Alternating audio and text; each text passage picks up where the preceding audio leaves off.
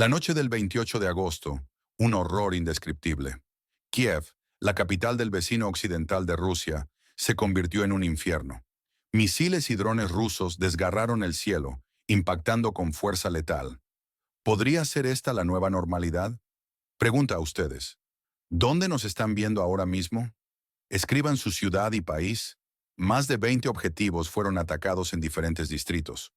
Un misil impactó directamente en un edificio residencial de 5 pisos en el distrito de Dornitsky. Las agencias de noticias, como Reuters, reportaron 18 muertes, incluyendo 4 niños. El Servicio de Emergencias del Estado de la región vecina confirmó la devastación. Habían 17 muertos solo en el edificio de Dornitsky y 10 desaparecidos. Más de 200 rescatistas.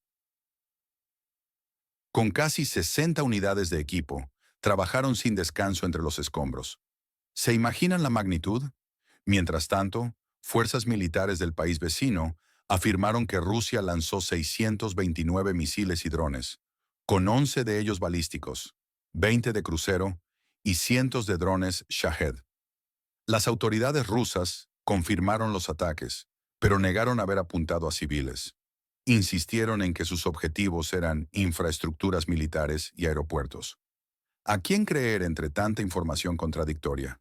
Pregunta a ustedes, ¿de qué ciudad o país nos están siguiendo en este momento? Esto no es un incidente aislado, son tácticas de guerra. El Ministerio de Salud de Zaporilla, otra región impactada, reportó 7 heridos tras el bombardeo de una mina de mineral de hierro. Drones rusos también afectaron la red eléctrica, causando interrupciones. ¿Es esto un intento de desmoralizar a la población o un objetivo estratégico? El panorama es complejo, multifacético. La Dirección Principal de Inteligencia del país vecino informó de un golpe al buque ruso Buyan M en la bahía de Temruk, un portador de misiles calibre. ¿Una respuesta? ¿Un desafío? Por su parte, la agencia TASS de Rusia anunció el hundimiento del buque de reconocimiento Simferopol en la desembocadura del Danubio, utilizando un barco no tripulado. Según el experto militar Denis Fedutinov, es el primer caso confirmado de un buque de ese país hundido por una lancha no tripulada rusa. Esto nos muestra una nueva realidad, una nueva fase en el combate naval. La guerra está escalando, con nuevas herramientas y tácticas. ¿Cuál es una medida o sanción que realmente cambiaría la situación en esta región? Piénsenlo. En medio de la escalada bélica, los civiles en un país fronterizo con Rusia enfrentan otra amenaza.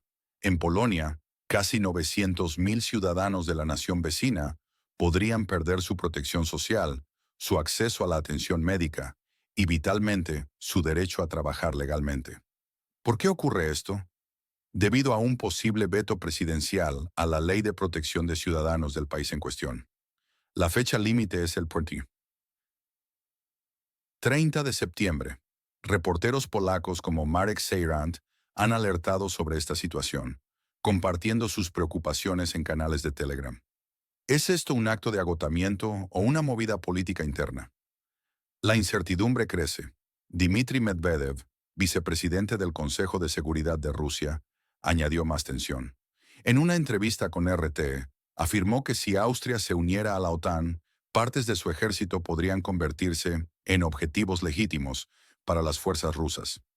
Medvedev sentenció que la adhesión de Austria a la OTAN destruiría su imagen de Estado pacífico y limitaría su independencia política. ¿Es una advertencia seria o simple retórica de intimidación? El juego de la geopolítica se juega con palabras de acero. Un evento inquietante. La investigación alemana sobre el sabotaje del gasoducto Nord Stream ha revelado un posible grupo de 7 personas del país en cuestión, buzos y un experto en explosivos, vinculados al yate Andrómeda. Uno de ellos fue arrestado en Italia. El resto son buscados. Aunque no hay pruebas directas de una operación oficial del gobierno de Kiev, la sombra de los servicios especiales pende sobre el caso. ¿Coincidencia? ¿Operación encubierta? La trama se complica, las teorías crecen. ¿Sabían que uno de los sospechosos de este sabotaje murió en 2024? Esta información añade una capa de misterio. ¿Qué nos pueden contar sobre un evento en el ámbito internacional que ustedes consideran que los medios no están cubriendo lo suficiente o no valoran su importancia? La dramática realidad es que muchos jóvenes de 20 años de la nación vecina corren a las fronteras. Hombres de 18 a 22 años, a quienes se les ha permitido cruzar bajo la ley marcial, forman largas filas. A veces, las esperas alcanzan las 20 horas. ¿Qué significa este éxodo? ¿Es un signo de desesperación o un intento de preservar sus vidas fuera de la zona de conflicto? En este contexto de tensión, la revista estadounidense Político especula sobre una posible reunión entre Vladimir Putin y el líder de Kiev. Pero Putin, según la publicación, es reacio a legitimar al líder del país en cuestión. El Kremlin, dice Político, prefiere negociar con Estados Unidos, especialmente si Donald Trump regresara a la presidencia. ¿Es una estrategia para minimizar la influencia del gobierno de Kiev o una señal de que las grandes potencias buscan sus propios acuerdos? La historia se repite, aunque nunca exactamente igual. La lógica actual de Moscú, con sus amenazas a la OTAN y su búsqueda de diálogo directo con Estados Unidos, evoca la resonancia de la Guerra Fría. En aquel entonces, las superpotencias delineaban el destino de naciones más pequeñas. La anexión de Crimea en 2014, junto con las acciones en Donbass, sentaron un precedente para la actual agresión rusa, ignorando la soberanía de sus vecinos. ¿Estamos presenciando una nueva fase de esa vieja lógica? Austria, tradicionalmente neutral desde 1955, se ve ahora arrastrada al conflicto con la amenaza de Medvedev. Esta es una ruptura con décadas de política exterior, mostrando cómo la guerra en un país al este de Europa reconfigura todo el panorama de seguridad continental. La crisis de refugiados, aunque no nueva, tiene sus propios matices. Los sirios en 2015 ya nos mostraron la escala de un desplazamiento masivo. La situación en Polonia, con la inminente pérdida de derechos para tantos, nos recuerda la vulnerabilidad de quienes buscan seguridad. ¿Aprenderá Europa de sus errores pasados? Los continuos ataques rusos contra Kiev y Zaporilla, con su implacable bombardeo de infraestructura civil y militar, son parte de una campaña de desmoralización. Rusia busca debilitar la capacidad defensiva de su país vecino, y la expansión de la OTAN, con la rápida adhesión de Suecia y Finlandia tras la invasión, demuestra la eficacia de esta alianza frente a la agresión, provocando una respuesta airada de Rusia. El debate sobre el Nord Stream y la posible implicación del país vecino añade otra capa de complejidad a las relaciones internacionales. ¿Estamos preparados para las consecuencias? El futuro es incierto, pero algunas señales son claras. En el peor escenario, las amenazas rusas a países neutrales se materializarán, expandiendo la guerra por Europa. La salida de jóvenes de la región al este de Europa podría convertirse en una desbandada incontrolable, colapsando el frente de defensa. La crisis de refugiados en Polonia, si no se maneja, podría desestabilizar la Unión Europea. Las conversaciones de paz fracasarían por completo, arrastrándonos a un conflicto prolongado sin fin a la vista. Putin, en este escenario, consolidaría su poder, exigiendo más y más concesiones. ¿Podemos permitir que esto suceda?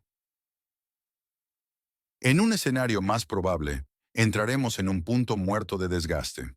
Los ataques rusos, aunque devastadores, no lograrán el colapso total de la nación vecina. La crisis de refugiados en Polonia, aunque tensa, será gestionada con dificultad. Las amenazas a Austria permanecerán en el ámbito de la retórica, sin una acción militar directa. No habrá avances diplomáticos significativos, y el conflicto se prolongará indefinidamente. La Unión Europea y la OTAN mantendrán un apoyo limitado a la nación vecina, pero evitarán una escalada directa con el oso ruso. ¿Qué significa esto para la población civil?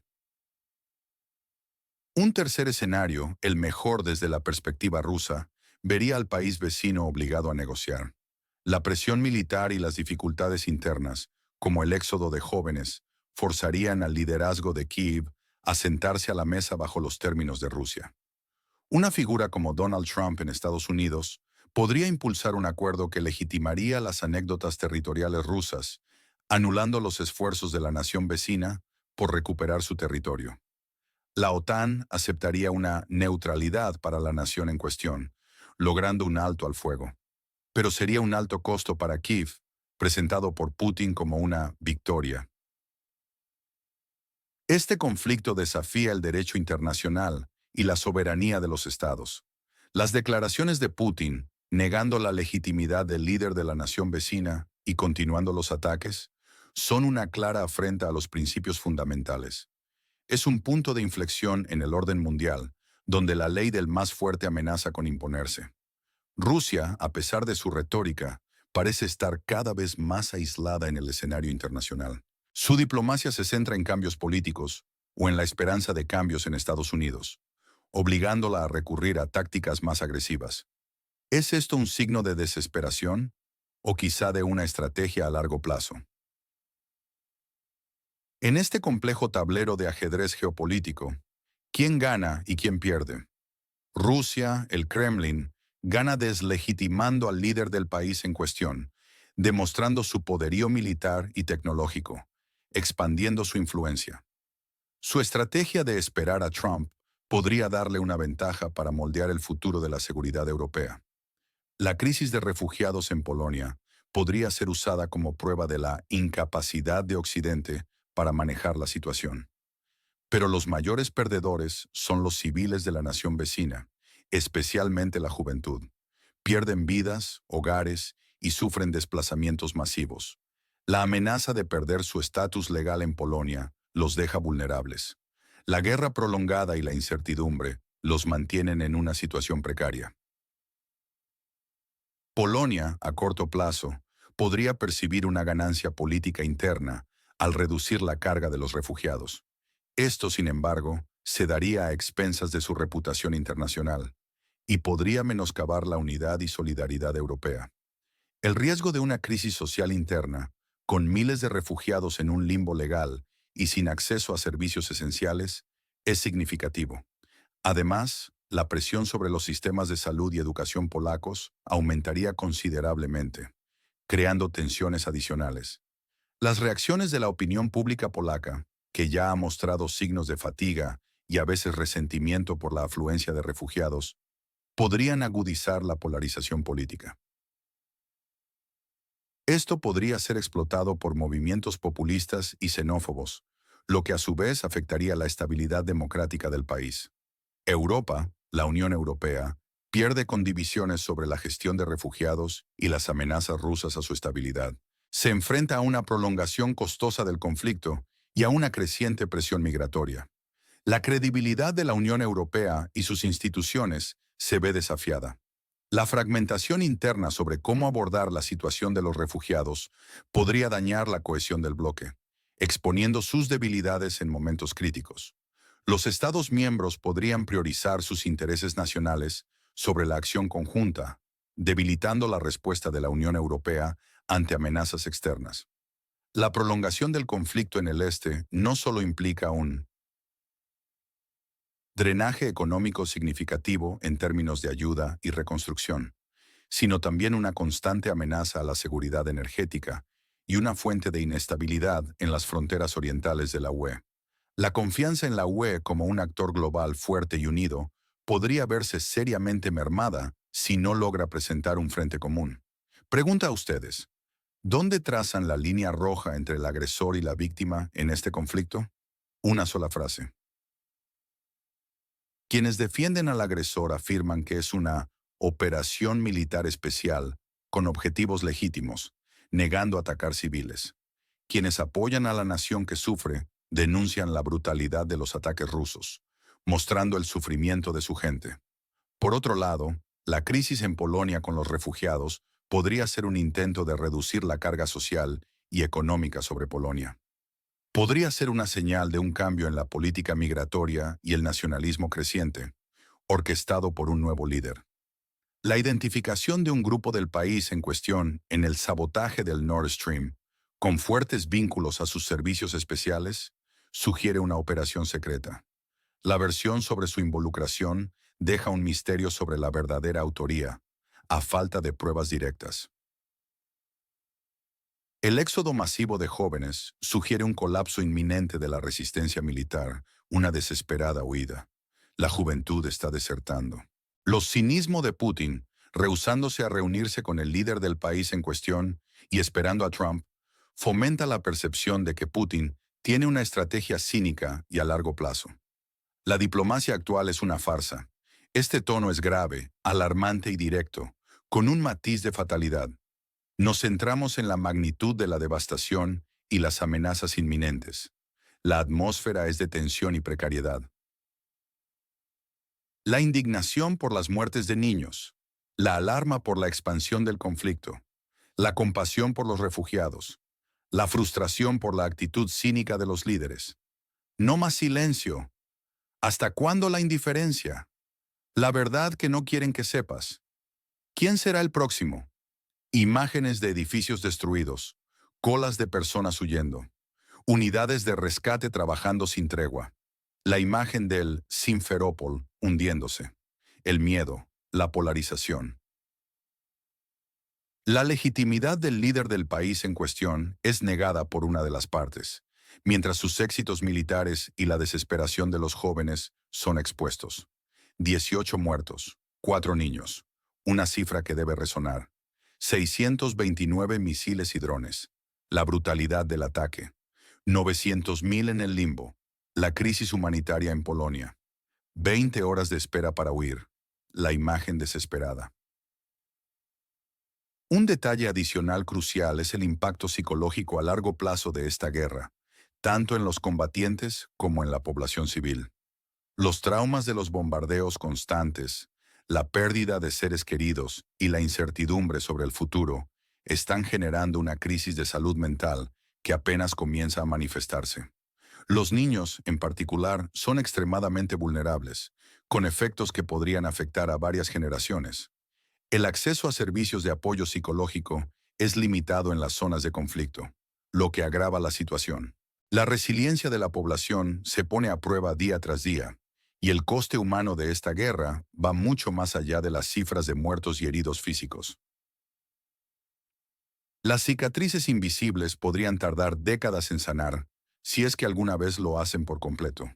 Asimismo, la guerra ha impulsado una reconfiguración de las alianzas energéticas globales. Europa, antes dependiente del gas ruso, ha tenido que buscar fuentes alternativas, acelerando la transición hacia energías renovables y diversificando sus proveedores. Esto tiene implicaciones económicas y medioambientales a escala global. La interrupción del suministro de gas ruso a través de gasoductos como el Nord Stream, sumada a los ataques militares en la infraestructura energética, ha disparado los precios de la energía y ha contribuido a la inflación global. La seguridad energética se ha convertido en una prioridad absoluta para muchos países, llevando a inversiones masivas en infraestructuras de importación de GNL y en la expansión de capacidades de energía eólica y solar. A largo plazo, esto podría redefinir el mapa geopolítico de la energía y reducir la influencia de Rusia como superpotencia energética, aunque a un costo considerable para las economías occidentales en el corto y medio plazo. Otro aspecto relevante es la creciente sofisticación de la guerra cibernética, que se ha convertido en una parte integral del conflicto. Ambos bandos están utilizando ataques cibernéticos para deshabilitar infraestructuras críticas, difundir desinformación y recopilar inteligencia. Esto plantea nuevas preguntas sobre la definición de ataque en el ámbito digital y las respuestas adecuadas en el contexto del derecho internacional. Los ataques a redes eléctricas, sistemas de transporte y plataformas de comunicación son cada vez más frecuentes, demostrando la vulnerabilidad de las sociedades modernas a este tipo de agresión. La capacidad de un país para defenderse en el ciberespacio es ahora tan crucial como su fuerza militar convencional. La carrera armamentística se ha extendido al ámbito digital, con implicaciones significativas para la seguridad global y la privacidad de los ciudadanos. La cooperación internacional en ciberseguridad se ha vuelto más urgente que nunca, aunque la falta de normas claras y la atribución de ataques siguen siendo desafíos importantes. Finalmente, el papel de la tecnología de vigilancia y los microdrones en la guerra moderna ha sido destacado. Estos pequeños dispositivos, muchos de ellos disponibles comercialmente, están siendo utilizados para tareas de reconocimiento, ataque y suministro, cambiando la dinámica del campo de batalla. Su bajo costo y facilidad de despliegue los hacen accesibles incluso para actores no estatales, complicando aún más la seguridad global. La proliferación de estos drones y la dificultad de detectarlos y neutralizarlos plantean nuevos desafíos para las doctrinas militares tradicionales. Los ejércitos están teniendo que adaptarse rápidamente a este nuevo tipo de amenaza, invirtiendo en sistemas antidrones y desarrollando nuevas tácticas. Esta democratización de la fuerza letal mediante el uso de drones baratos podría tener consecuencias impredecibles en futuros conflictos, haciendo que la guerra sea más accesible y potencialmente más deshumanizada, ya que las operaciones pueden llevarse a cabo a distancia, sin el contacto humano directo que antes caracterizaba gran parte del combate. La ética del uso de drones autónomos en la guerra es también un tema de creciente debate global. ¿Creen que el tiempo juega a favor de una resolución pacífica o de una escalada sin precedentes? Compartan su opinión y no olviden suscribirse a nuestro canal para seguir recibiendo análisis honestos y sin censura. Su apoyo nos permite seguir investigando la verdad. Denle me gusta a este video si les parece importante y compartan con quienes deseen comprender lo que realmente está sucediendo en el mundo.